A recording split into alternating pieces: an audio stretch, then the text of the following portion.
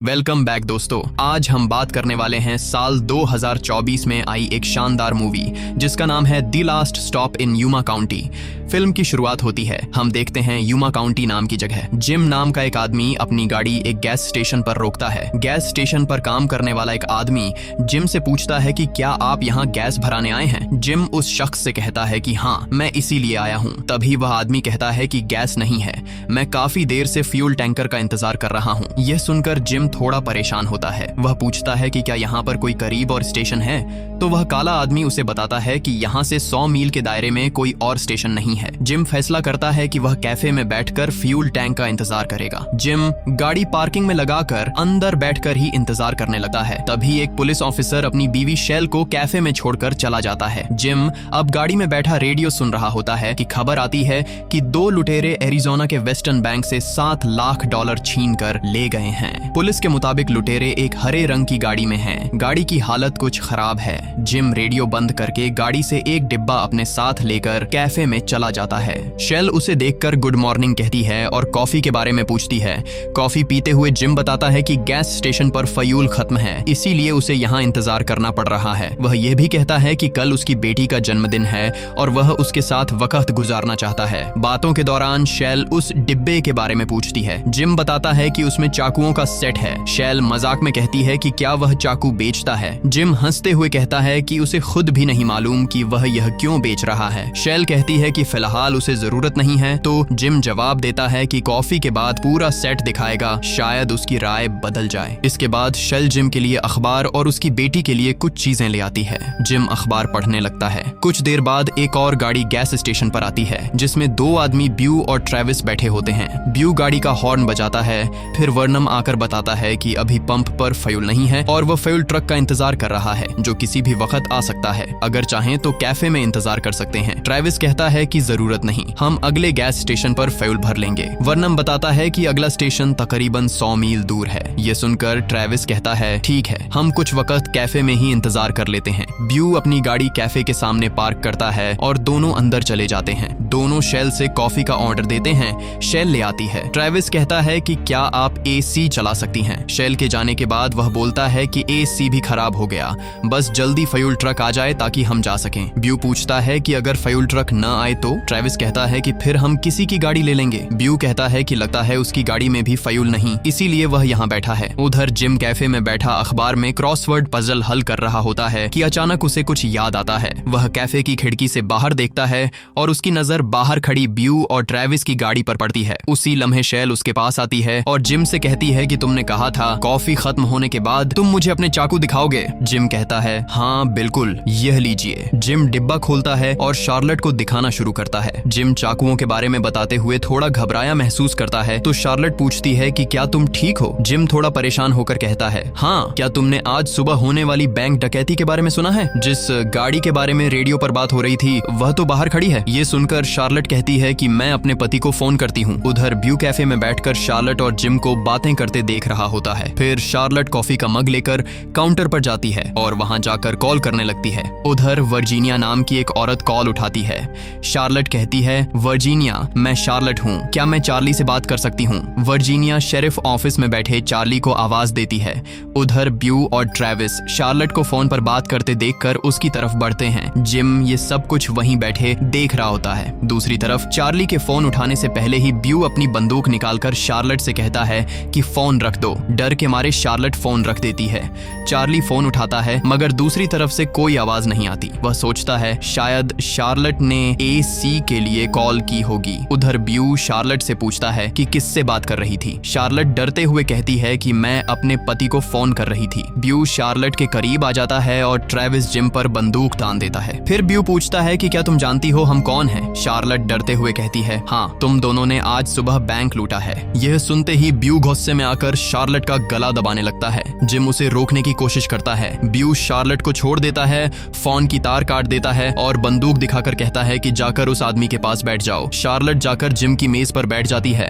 ब्यू कहता है कि आम तौर पर मैं तुम्हारा जबड़ा तोड़कर तुम्हारी गाड़ी चुरा लेता, मगर तुम्हारी गाड़ी में भी फ्यूल नहीं होगा। फिर ब्यू शार्लेट से पूछता है कि तुम्हारी गाड़ी कहाँ है। शार्लेट बताती है कि यहाँ उसे उसका पति छोड़ने ढूंढने आता है। ब्यू पूछता है कि गैस स्टेशन पर मौजूद उस मोटे आदमी की गाड़ी कहाँ है। शार्लेट बताती है कि वह गैस स्टेशन के पीछे कमरे में रहता है, इसलिए उसके पास गाड़ी नहीं है। ब्यू कहता है कि जब तक फ्यूल ट्रक नहीं आता तुम यहाँ फंसी चुकी हो, इसलिए तुम्हें समझ लेना चाहिए कि तुम्हें क्या करना है। आखिर में ब्यू कहता है कि तुम पूरा दिन वैसे ही गुजारो जैसे रोजाना गुजारती हो, खामोशी से आने वालों के ऑर्डर लो और उनके लिए कॉफी बनाओ। फिर जिम से कहता है कि तुम यहाँ बैठे रहो और अपने अखबार की पजल हल करते रहो, जल्दी ही फ्यूल ट्रक आएगा, फिर हम अपने रास्ते और तुम अपने रास्ते।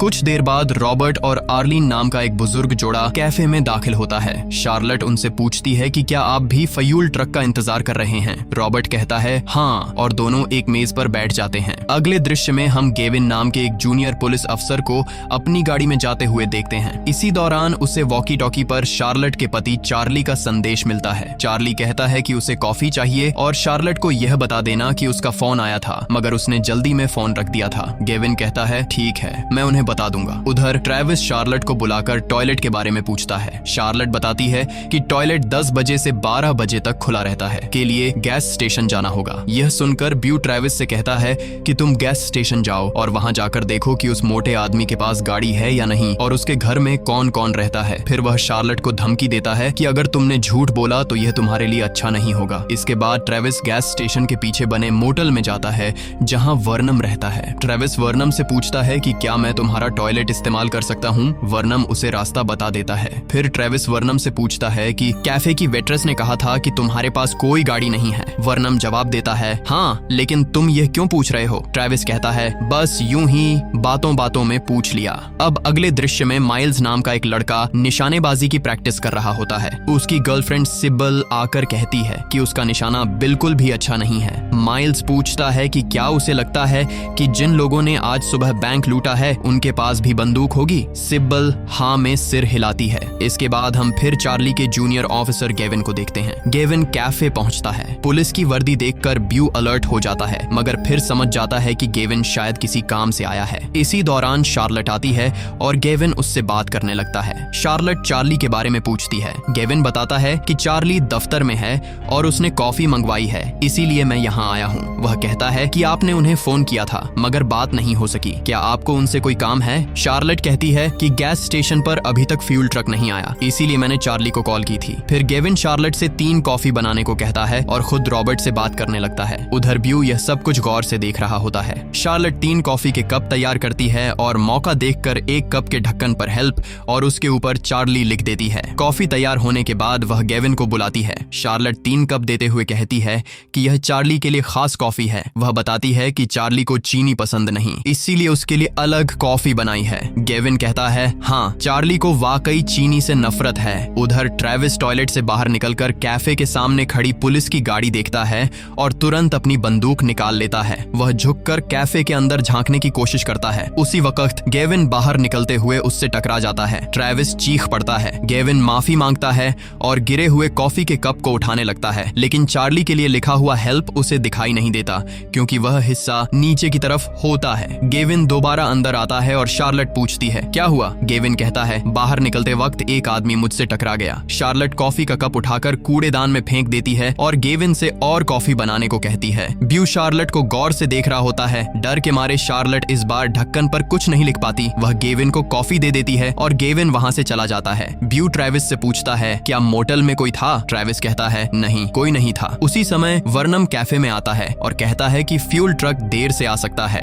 और उसकी नजर कटी हुई फोन की केबल पर पड़ती है। उधर गेविन चार्ली को कॉफी देता है। चार्ली पूछता है शार्लेट ने क्या कहा। गेविन बताता है कि शार्लेट कह रही थी कि फ्यूल स्टेशन पर अभी फ्यूल ट्रक नहीं पहुंचा, इसलिए उन्होंने कॉल की थी। अब कैफे में वर्नम शार्लेट से पूछता है फोन की केबल क्यों कटी हुई है। शार्लेट झूठ बोलती है कि काम के दौरान कट गई थी। वर्नम कहता है मैं अपनी दुकान का फोन ज्यादा इस्तेमाल नहीं करता, अगर चाहो तो वह फोन इस्तेमाल कर सकती हो। फिर हम माइल्स और सिबल को देखते हैं। वे भी फ्यूल स्टेशन पर अपनी गाड़ी रोकते हैं। माइल्स की नजर कैफे के बाहर खड़ी हरे रंग की पिंटो गाड़ी पर पड़ती है। उसे याद आता है कि बैंक लुटेरे भी उसी गाड़ी में फरार हुए थे। माइल्स गाड़ी से उतरकर पिंटो को ध्यान से देखता है और पीछे की तरफ एक खरोंच नोट करता है। वह कहता है यह वही गाड़ी है। सिबल कहती है शायद वे लोग कैफे में गए हों। माइल्स अपनी गाड़ी से औजार निकालकर हरी पिंटो की डिक्की खोलने की कोशिश करता है। अंदर से जिम सब कुछ देख रहा होता है लेकिन कुछ नहीं कहता। इसी दौरान वर्नम बाहर आ जाता है और सिबल माइल्स को बताती है कि कोई आ रहा है। माइल्स तुरंत औजार गाड़ी के नीचे छुपा देता है। वर्नम माइल्स से पूछता है, क्या आप फ्यूल भरवाने आए हैं? माइल्स जवाब देता है, जी हाँ बिल्कुल। वर्नम बताता है कि फ्यूल खत्म हो चुका है और कई लोग फ्यूल ट्रक का इंतजार कर रहे हैं।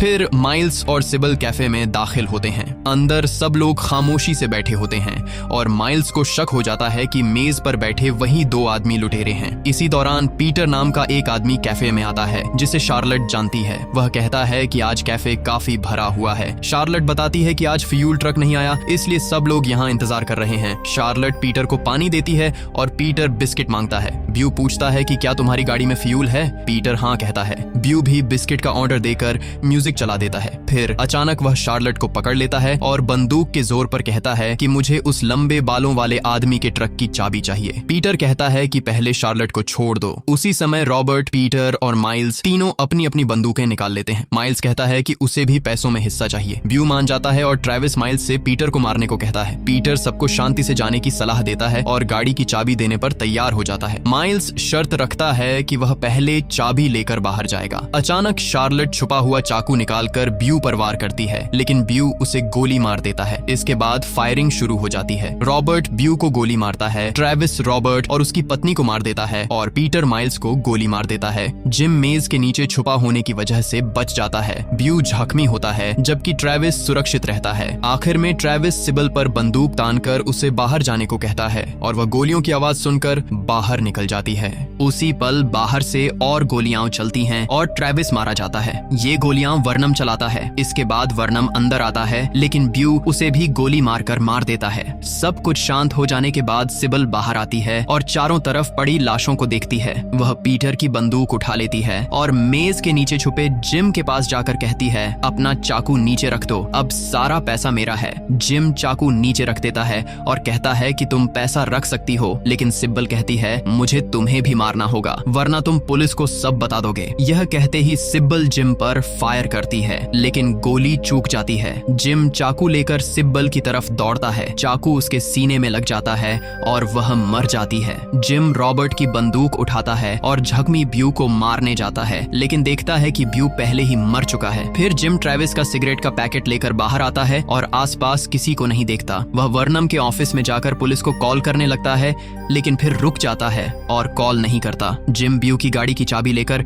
डिक्की खोलता है और देखता है कि गाड़ी में पैसों से भरा एक बैग है। वह बैग अपनी गाड़ी में रख लेता है। इसके बाद उसकी नजर पीटर के ट्रक पर पड़ती है, क्योंकि पीटर ने कहा था कि उसमें फ्यूल है। जिम 2 कैन लेकर पीटर के ट्रक से पेट्रोल निकालता है और अपनी गाड़ी में भर लेता है। उधर चार्ली ऑफिस में वर्जीनिया से कहता है कि शार्लेट को कॉल करो, लेकिन फोन नहीं लगता। तब चार्ली वर्जीनिया से कहता है कि वर्नम के ऑफिस में कॉल करके देखो। वह बताती है कि फोन की घंटी तो जा रही है, लेकिन कोई जवाब नहीं दे रहा। चार्ली वर्जीनिया से कहता है कि कॉल करती रहो, मैं और केविन खुद वहां पहुंच रहे हैं, जरूर कुछ गड़बड़ हुई है। इसी दौरान जिम ब्यू की गाड़ी की चाबी उसकी जेब में वापस रख रहा होता है कि अचानक उसे गाड़ी की आवाज सुनाई देती है। वह घबराकर बाहर निकलता है और देखता है कि एक परिवार फ्यूल के लिए आया है। उस आदमी का नाम डेविड होता है। वह कैफे के अंदर जाता है, लाशें देखकर डर जाता है और तुरंत बाहर आ जाता है। उसकी पत्नी सारा पूछती है क्या हुआ, तो डेविड कहता है कि हमें तुरंत पुलिस को फोन करना चाहिए। इतने में जिम बाहर आकर उन्हें रोक लेता है और कहता है कि ऐसा मत करो, मैं सब समझा देता हूँ। सारा फिर पूछती है कि अंदर क्या है। डेविड बताता है कि कैफे में कई लाशें पड़ी हैं और यह आदमी ही सबका जिम्मेदार लगता है। जब वे पुलिस को कॉल करने लगते हैं तो जिम बंदूक निकालकर उन्हें चुप रहने के बदले $100 देने की पेशकश करता है। डेविड घबरा कर मान जाता है। जिम पैसे देने ही वाला होता है कि सारा कहती है ये तो वही रकम है जो आज सुबह बैंक से लूटी गई थी। जिम मान लेता है कि पैसे वही हैं, लेकिन कहता है कि उसने खुद बैंक नहीं लूटा। सारा डेविड को समझाती है कि यह रकम रखना खतरनाक है, क्योंकि इससे वे भी जुर्म में शामिल हो जाएंगे। जिम कहता है कि वह उन्हें पैसे इसलिए दे रहा है क्योंकि उसे उन पर भरोसा है। डेविड डरते हुए हाँ कर देता है, मगर सारा चुप रहती है। जिम समझ जाता है कि सारा पुलिस को सच बता देगी, इसलिए वह खुद को खतरनाक बैंक लुटेरा बताता है। दोनों से कार्ड मांगता है और धमकी देता है कि अगर पुलिस को बताया तो अंजाम बुरा होगा। वह हवा में फायर करता है, मगर गोली नहीं चलती। डेविड उसे पकड़ने की कोशिश करता है तो जिम दोबारा गोली चलाता है, जो इस बार सारा को लग जाती है। गुस्से में डेविड जिम को गिरा देता है, मगर लड़ाई के दौरान जिम को वही कार टूल मिल जाता है और वह उसे डेविड के सिर पर मार देता है, जिससे डेविड मर जाता है। जिम को बच्चे के रोने की आवाज आती है,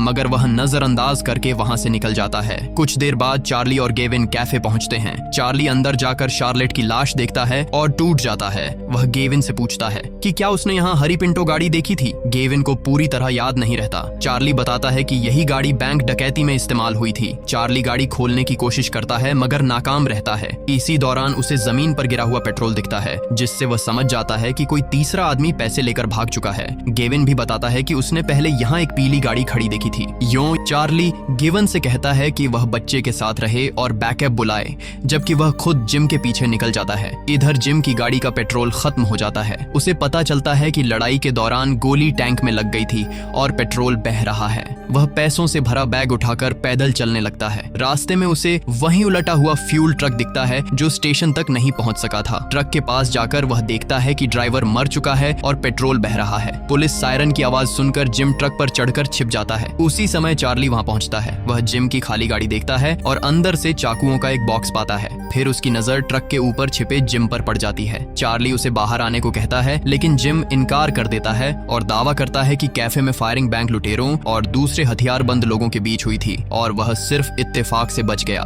चार्ली इस पर भरोसा नहीं करता और उसे अपनी पत्नी और बच्चे को छोड़कर भागने का जिम्मेदार ठहराता है। जिम समझ जाता है कि अब बचने का कोई रास्ता नहीं है, तो वह ट्रक के नीचे गिरे तेल में आग लगाकर भागने की कोशिश करता है। चार्ली फायर करता है और गोली जिम को लग जाती है। उसी पल टैंक में जोरदार धमाका हो जाता है, जिसमें चार्ली मौके पर ही मारा जाता है। कुछ दूरी पर जाकर जिम भी अपने जख्मों की दर्द सहन न कर पाने की वजह से गिर पड़ता है और मर जाता है। यूं ये कहानी अपने अंजाम को पहुंचती है। आपको ये कहानी कैसी लगी? अपनी राय कमेंट्स में जरूर शेयर कीजिए। अगर आपको इस तरह की मूवी एक्सप्लेनेशंस पसंद आती है तो चैनल को सब्सक्राइब करना मत भूलिए।